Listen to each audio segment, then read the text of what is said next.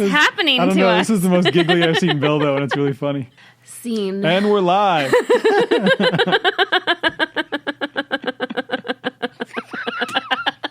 Bill, are you crying?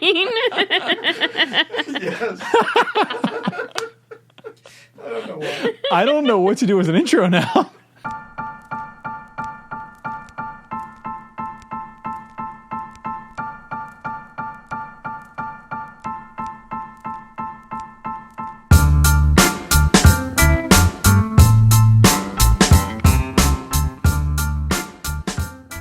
And we're live.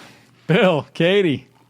Sean. Happy Thursday. You Katie. sipping your cold brew there, Katie? It's comp and coffee. You brought your I coffee came with with you. my coffee. Where's your coffee, Sean? I got water. You It's have the fancy water, and you have you're I've already dehydrated drank. over there. I've had plenty of coffee. Bill's 3 shots deep right now. It's the afternoon. Shots of coffee, to be clear. Espresso. No, just coffee.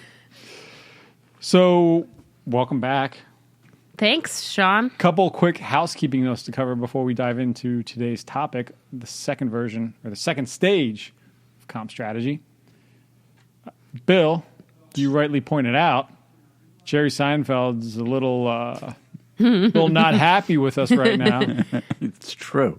But we're not a knockoff of Cars, comedian in Cars with Coffee. Well, that's what he was unhappy about. We're not that. No, I'm making fun that Jerry Seinfeld believes too many people are trying to mimic him, and Bill's taking improv classes. Bill is taking Right. improv classes. Yeah, That's Jerry should be worried. He should respect the craft. He should. We just happen to It's an also honor for Jerry that we're. we just happen to also Taking- like alliteration and coffee And comp. and comp. But there's no car, so it's I different. want to see Jerry Seinfeld do a market pricing. You know what I'm saying? I challenge him. If you're going to be upset with other people doing podcasts, I'm going to be upset with other people trying to do comp. It's just fair. So hopefully we're not doing any injustice to Jerry Seinfeld or annoying Jerry Seinfeld. I'll try to stop being funny. It's going to be hard, Bill. It's really going to be tough. It just I know. Jeez. It's like the River Nile, Bill. It just flows. Yeah, it's true. So that was the initial housekeeping. Hopefully we aren't upsetting Jerry Seinfeld anymore. I don't think it was us, to be fair, but I think Probably was us, let's be honest. he should respect Bill's craft of putting in the work at improv. Second, we've done a couple of podcasts now that were more in the realm of when your career advances, things to consider. So the soft skills one with Utch, the vacation as you start to manage employees, The one with Rick Mace about strengths. Your biggest and- strengths are also yeah. your biggest weaknesses, right? So those are kind of more. So those are kind of more ethereal, but they're more around as you advance your career, as you get into leadership, as you manage teams, things to consider, things to make sure you're aware of. We're going to bring it back and discuss more thoroughly our belief that every comp analyst has a comp strategist inside them. And we're going to help spell out the characteristics of what might help you be more strategic and become a business ally so that you can earn your seat at the table and can be viewed as the strategic partner in the business. And not reactive, right? And not just being responsive to everybody, but actually really driving the conversation, helping the organization develop its philosophies, its strategies around pay so that it has a positive effect on attracting and retaining the best talent for your organization. Today's the second installment. In the first go-around, we talked about what we called being organized, but really what it meant was making sure that you have the best data and technology available to your organization so that when you're making comp decisions, you have the most real-time data available that's very highly tailored and customized to your needs. And that might even be around the per-job basis. That's not just on a high level. That is literally down to the job basis. Today we wanted to talk about communication because if you have that thorough understanding and are organized within comp and you can explain why you do what you do well, then it's time to level up and communicate that to everybody in the organization so that you can set that foundation for being a business ally. If your house is in order, if you're doing your job well, your department's doing well, then you can explain to other people what that means. Why are you doing well? What is the value that you're providing? I think it's true.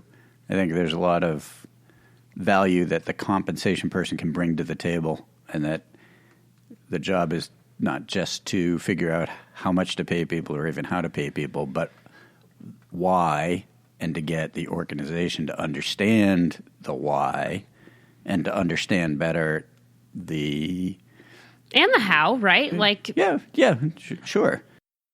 And help people understand why it's important, what we're going to do, why we're going to do it, how we're going to do it, and to really educate usually senior management, but all levels of management, so that everyone understands, so that they can talk about compensation and, again, all those same issues with their employees, their direct reports. Yeah, I think it's every comp person's, maybe not biggest fear. There's bigger fears in the world. But I think it's one of their annoyances when somebody comes to a manager, an employee comes to a manager and says, I did research online. It says I should make more than I make. I need a raise. And there's two errors in that. That means typically then the manager's going to come to you because they probably don't understand the philosophy around pay and the mechanics behind it. And that means the employee probably doesn't understand it either. Now, there's one of those that's much easier to start to fulfill on, right? There's one, you can better educate the managers to handle that situation. And that is a huge goal of compensation. I think if they are your frontline advocates, they're going to be the first that encounter this stuff almost all the time. So educating them on the value mechanics of pay, communicating with them is one of the easiest ways to start to tackle these problems, these annoyances. Well, and it's also important to do that in advance of the employees going on more. Because once that's in their mind, it's much, much harder to get them to think that that's not the truth, regardless of how much you communicate. So communicating earlier, and usually it is communicating through the management structure, and letting your managers, when they're talking to employees about performance and talking to them about their role in the company, let them know like how pay decisions are made, why they're made, how we evaluate you, what we compare you to, all those things, so that if the managers are having those conversations, the employees are hearing those messages, not necessarily full sit-down, hour-long meetings, but hearing those messages over and over again. It's a classic communication mantra, whatever you want to call it, of, just drip, drip, drip. Say it 17 times, and the 17th say. time they'll hear you. Yeah, and there's dual purpose to that, right? If you educate managers better, A, they understand your value, and then it's scalable. They're your frontline advocates in repeating these things when you're not in the room. Yes, and it's a good practice I wonder how many employees and managers really understand the ins and outs of comp. I mean, does the average employee know about the process that comp goes through? I don't think so. Do they even know what a salary structure is or how it works? Or do they just think it's like pulled out, like someone pulled it out of thin air, or like my boss just set this because that's what they just decided that's what they want to pay? Right, that it's somewhat arbitrary, or you're throwing darts. So, Katie, when you go to communicate with managers, for example, now we can talk about this and break this down at all levels in terms of what they probably care about more than others. But when you communicate with managers, what are the things to keep in mind? I think when you're communicating something with anybody, no matter what the topic is, you need to communicate what it means for them. That's how they're going to listen, right? So if you're communicating with your managers, you not only need to communicate just your general, like, here's what our comp philosophy is, and here's how we arrived at it, and here's how we kind of like go through that. But also, this is what it means for you and your employees, and explain it to them in terms, like, cut the jargon, explain it to them in everyday terms that they're going to understand. Make sure they understand how, if your comp philosophy is that you pay at the 55th percentile, like, explain what that means and how that is going to affect the attrition on their team, or hiring, new employees on their team. Or why they can't pay somebody something that's 85 at the 85th percentile of the market. Yeah. Or if it's a unique role, why, if it's the web developer, we use this example a lot, but a web developer with like a very hot skill set, like why they might need to pay a little bit more for that and kind of make up for costs in another way. Well, it's not just about why, there's a presumption in all this, why we can't pay you more than we're paying you now. But there's also the follow on to that, which is, what you need to do to be paid the amount you want to be paid, or what performance levels or performance goals you should have, or Skills other you need to career acquire. Yeah, like Right. what you need to do to level up. Right.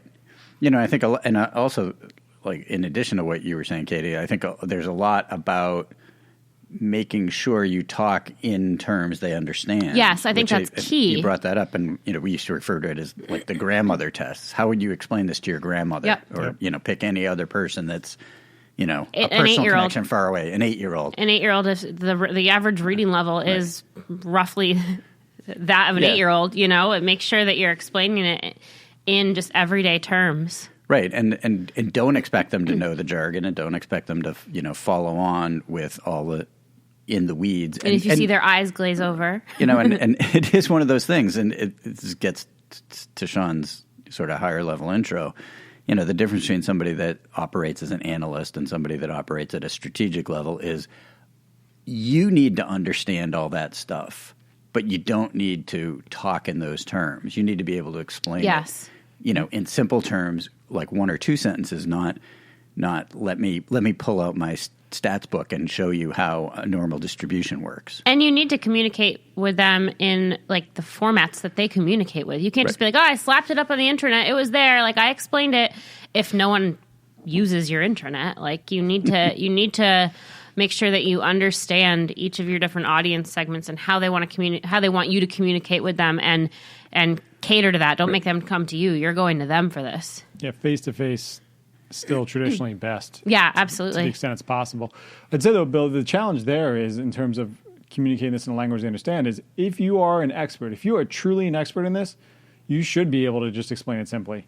And yes, exactly. Every expert should be able to. And you should be able to explain it both in terms they understand, but also so that they believe you. And, I know that sounds a little cheeky, but if you can explain complicated things in simple terms and give whys in addition to the facts, people will start to believe you and understand you, and they'll have faith, and what you tell them will then be more meaningful, more truthful, and they will then internalize it. And to be fair, that is one of the hardest things to do, and it will take time and practice. Like anybody, no matter what they're communicating, I mean, breaking down complicated topics in a way that's easy for everybody to digest is innately difficult. So Right. You're going to have to kind of like keep at it and don't let like the setbacks, frustrate you, because it's not just, I'm not good at communicating. This is actually really hard to do for even the most seasoned like communications professional. Right, and some people think that by using big words Yes. or big concepts makes them look smarter or more knowledgeable, and it's actually The other way around. The other way around. It's harder to make it easy to digest Right, than it and- is to and- add in your like vocab words. We need to make it pedantic, do we? No, I think there are, I don't know, tens of thousands, if not hundreds of thousands of astrophysicists out there. You can name one, Dr. Neil deGrasse Tyson. And there's a reason he takes these really complicated things about physics and space and is Right. like, you know what that's like? It's like this. And here's how that Right. works, and here's what that means. And you're like, oh, do that same thing with comp, right? It can be a very arduous process. It can be overly cumbersome, but it doesn't need to be. You can simplify this down so every manager can understand it. And by the way, if you can do that, that's your first step then to explaining it to every single employee too. Here's Right. why you're Yeah. paid what you're paid. The more simple that can be, the more they're going to remember it, and the more it's going to resonate, and they're going to think back to that. The other thing we didn't mention is make sure that you're giving your managers the tools and resources they need to then go out and communicate it to their employees. Whatever those tools and resources may be. Maybe you have a cheat sheet on compensation and your company's approach to compensation. I don't know, but make sure that you are giving them what they need. Or maybe the tools and resources are that you have open office hours, whatever, where people can come talk to you about this, whatever it may be, but make sure you are thinking about what they'll need to communicate with their employees too. Yeah, put yourself in their shoes. It tends to be what works best. So what questions do you anticipate they're going to get? What questions do you get from employees? So if you're getting them, for sure, every manager's getting them too. How would you want them to answer when you're not in the room? Yeah. And I think, although we're talking about keeping it simple, keeping the communication simple. It's not keeping the concept simple or not being superficial. Like you have to have depth. You have to have understanding of the whole system and make sure that you're taking that into account in what you're saying, because that the superficial version doesn't carry the day with most people.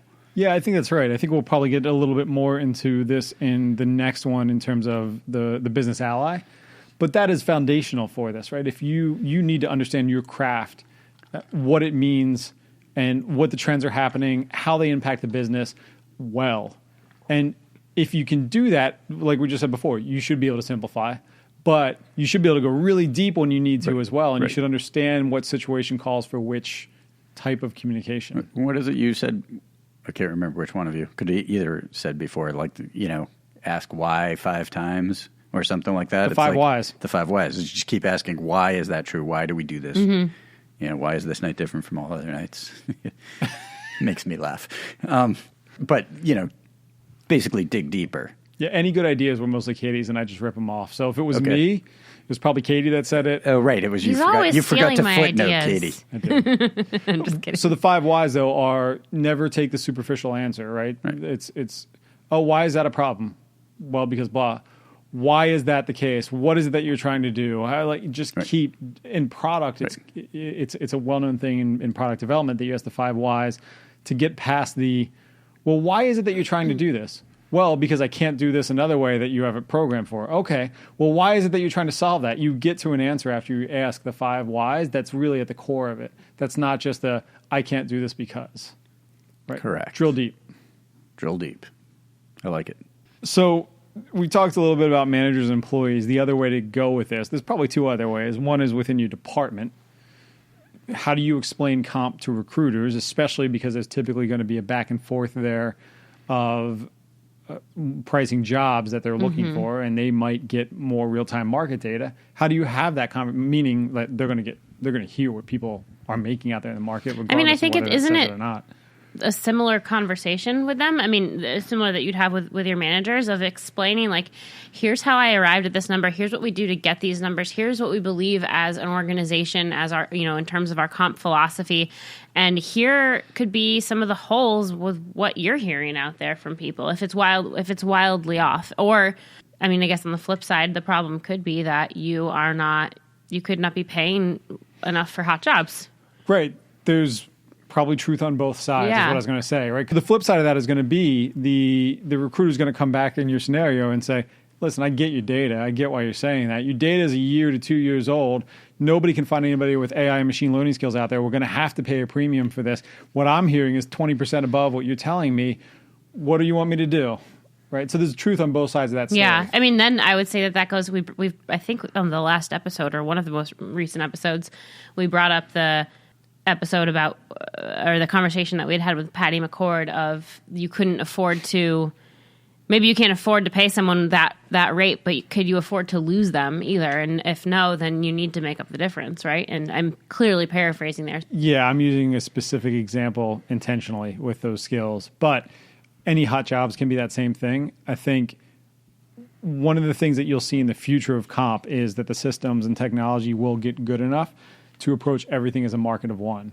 So we get away from ranges and similar structures maybe even, and you start to look at that individual and say those specific skills and what the market's like, and take all that into account before you make your decision.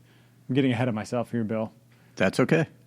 I think in this instance, though, you're right. You need to have a good dialogue and thoroughly understand where your data is coming from, why, the recency of it, how it applies to your organization, what percentage of that is art and science, if any art at all, or if it's ripped from real time and you're good to go, in having that conversation with the recruiter. And don't view the recruiter as the opposition. Like, you partner with them. Both of your goals are to attract and retain the best talent for your organization. Although the recruiter is a great source of real-time data because they're talking to the market all the time. They're going to get it back as real-time as possible. But also that data, is innately skewed, isn't it? It is. Well, and to a point. Well, it can be skewed sort of naturally, if you will, but it can also be skewed by the nature of the role the recruiter is in. It's like if try and be impartial here. If you think of like realtors always tell you, oh, well, if you offer X, you'll definitely get the house. Do you have to offer X? What about 1% lower than X or 2% lower than X? And the realtor doesn't have the incentive to get the perfect price. In fact, they have an incentive to get for you to pay more. Everyone wins except you. The recruiter has a similar incentive, although the recruiter and you, as Sean said, are on the same team and, you work for the same company. But the recruiter's job gets easier as the ability to offer above market salaries. Yeah. As the ability to offer above market salaries becomes easier. So the recruiter's better off that way, getting a bigger number. So you have to pressure test the data that the recruiter has. That's what I mean. I'm just thinking if people skew what they're looking to make or what whatever range they're in all the time. Right. You're always looking for a bump when you move to your next job. Right. Exactly. Right. And so, it's not to say anybody's lying or cheating or deceiving. It's just that you have to look at all your sources and keep in mind what's real, what's affordable, how do you get around it, and make sure that the recruiter knows their numbers and their market as well as your job, and try and come up with what's the right answer. Mm-hmm.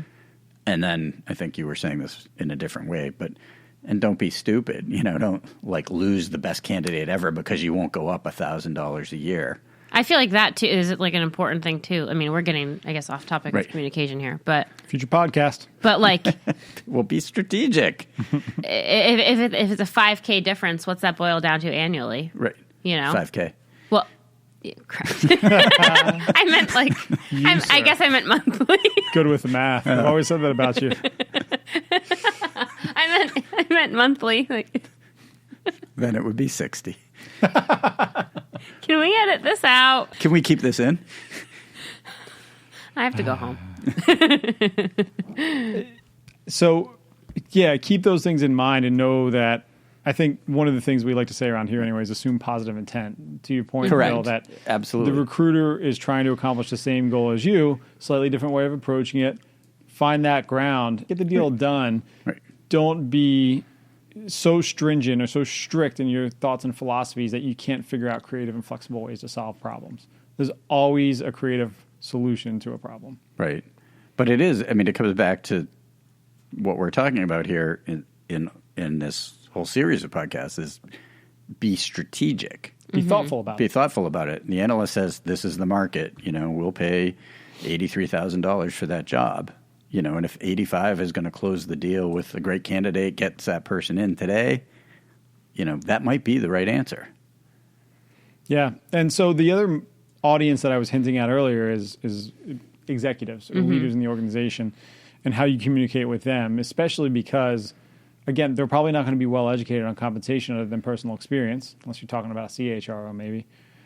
But they're also going to be way more in tune, most likely, with what the business is trying to accomplish that year. Mm-hmm. So if you can tie into those initiatives, those goals, those KPIs, way more well perceived. You also have a much shorter opportunity, I feel like, to get their attention, just given the influx of communication at every level that they're getting. So I think it's super important to the best of your ability, learn who you're communicating with, learn their communication style and what will they actually respond to and how they prefer to communicate. Like Bill, we've talked about this in previous podcasts. If I want to do an episode with you next week about, a specific topic, my best bet is to come swing by your office and talk to you about it really quickly. Yeah. Sean, if I have something I need to run by you, my best bet is to send you a one-line email. And I feel like people don't always think about how each individual or maybe each group likes to communicate. Bill also accepts treats. Like dog treats? No. No. The more candy-licious, the better. We're really creating this character of Bill Coleman. I actually had a serious comment.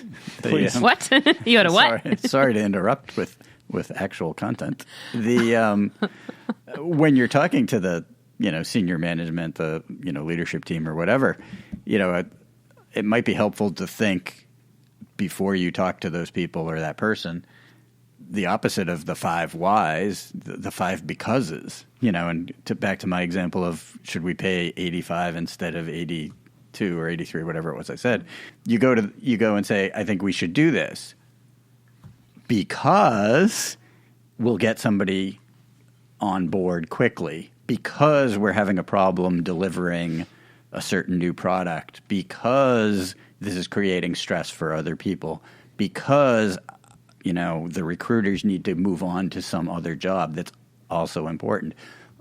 All of these things are going to help the company achieve its goals better, faster, more profitably. What you're saying is reminding me of when Mike Zani was on a couple weeks ago on one of the recent episodes, and he was talking about their head of people, Jackie Doobie, had just presented, I don't remember what it was, some sort of report to him, and he basically was saying she could have taken the easy way out and just said, here's all the information, like, what do you think we should do? And instead, like, took the time to digest it, break it down, involve other people if needed, present it to them with all of those becauses answered of like, here's what the data says and here's what we need to do about it and here's why we need to do that about it. Right. And if you want to flip the normal way that comp budgets are derived on its head, that's critical. It's not enough just to say, oh, the board, or I should say, it's not enough to accept, in my opinion, oh, the board said that this is what's going to happen this year, so here's your budget for all cost of living, it will lead to cost of living. Here's your budget for all raises. If you want to influence that and think more creatively about it, digest that info, right? Here's what market pricings are saying we need to do. And for some of those, 2 to 3% might be enough. Or for some of those, we might just not care if we have turnover there because we plan for it. But for others, when you know that there are people that you need to keep, or that there's key roles that you need to attract, be more thoughtful and present what that budget might look like before they get into that season. Mm-hmm. Have them elevate that to the board. It's always conversation. It's all about communication, Bill. Why, Bill? He just wants you to know. Okay, thank you. Making it personal. Yeah. There's a lot of people out there listening. Just millions, in fact. Just millions? I believe so. We are maybe millions collectively. It's just the 3 of us listening. Just 3 of us chatting. Just the 3 of us listening too, most likely. Bill just listens over and over and over again, and he downloads it on. He listens to it all throughout the night on a loop. Bill's got 1,000 iPhones at his house, and he just lines them up to download Common He Coffee. could. He's such a mystery that he could. Bill lives in an Apple store. So, can we recap? Do our best. I had a BlackBerry until a couple of years ago. All right, we're not going to go there, I don't Bill. know what to do with that. I'm touching that. To recap, if you can be very efficient and organized in your job, which is what we talked about last time, then you should have more time to start thinking more strategically about your role and what the effect it has on your company. What that enables you to do, and we'll talk more about the strategy side next time, but the first step in that, it's foundational to understand where the data is coming from, what it means, what your company's looking to do with it, right? That's the foundation. That is like the day-to-day comp stuff. If you have that pretty well mastered and set, communicate it. Get people to buy into the strategy and philosophy of compensation. Get them to understand it very simplistically. Cater to it at every level of your organization, executives, your department, so up, out within your department, and then also, quote unquote, down to the managers and employees, right? Make sure all of those audiences are well communicated with at the level of which they understand it and where they're going to get that communication. And that might be multiple times over. It should be. It very well should be. And creative different ways are always applauded. Yeah. So do that. That's the foundation for being a strategic ally to your organization. We'll talk more about that next time. As long as Jerry Seinfeld doesn't sue us in the meantime. Please don't. Jerry. I think if we say his name too many times, he may... Like Beetlejuice? He might just appear in the podcast. What's the deal with this room? Jerry Seinfeld. Just 3 people sit in here and talk? This isn't funny at all. Why does one of them like to fight? Why does one of them always talk about somebody that likes to fight? Why does one laugh like a maniac? Why did they not edit this out of the podcast? That's a better question. All right, so hopefully these are helpful. It is our belief that every comp analyst has a comp strategist within them. We believe that comp is inherently strategic and needs to be elevated more than it typically is in an organization. So it is our goal through this series of podcasts and through a bunch of other stuff that you will see us doing to help educate on that. But in saying that, we're open to your thoughts. We're open to your feedback. What might help you? Hit us up, coffee@payfactors.com. And hopefully we'll see you on the next one. See them. See them. We'll meet you here. Hopefully we'll talk to you next time. All right.